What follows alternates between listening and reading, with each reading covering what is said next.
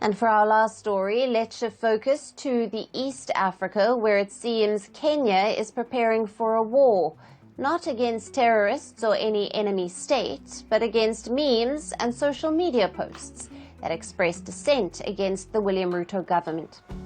Kenya is planning to tighten control of social media. The government is forming a strategy to combat what it calls digital abuse. It has ordered social media platforms operating in the country to actively monitor and take action against violent, hateful, and unbalanced content. The Interior Ministry says Kenyans are using social media irresponsibly and are disregarding the limits of free speech. The ministry earlier also tweeted that all of the social media platforms operating in the country would be required to set up local offices. However, that post was later removed.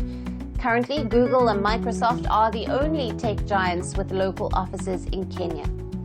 Meanwhile, Kenya's Foreign and Diaspora Ministry has shared concerns that Kenya's online are misinforming the world about the activities of the Kenyan government. The ministry blames some social media influencers are bent on discrediting the government internationally. So it seems social media influencers are the Kenyan government's new enemies. However, these influencers have been facing government's crackdown for a while now. Months ago, social media gave birth to the Kenyan government's biggest challenge in recent times. Kenya's Gen Z rallied against the tax hikes that President Ruto proposed last year. The youth not just mobilized the rallies on social media, but also live-streamed them. These anti-tax protests slowly turned into a wider campaign against President Ruto. Kenyans demanded Ruto's resignation. They were met with heavy police crackdown. Over 70 people were reportedly killed. Hundreds were detained, while many were abducted.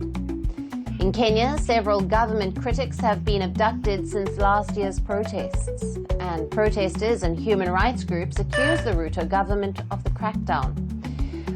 While protests may have been clamped down from the Kenyan streets, they have shifted online amid the crackdown. Many Kenyans are taking to social media to express frustration with the government. Some are calling Ruto Zakayo, a term inspired by a biblical tax collector, and some are calling him to resign using the hashtag #RutoMustGo. Then some say that Kenya under Ruto has become part of Abductistan, and the country is in fact a headquarter of abductions. Memes have in fact become a popular tool in Kenya to counter state policies. While authorities crack down with guns, tear gas and canisters, satire and humor have become weapons for young Kenyans.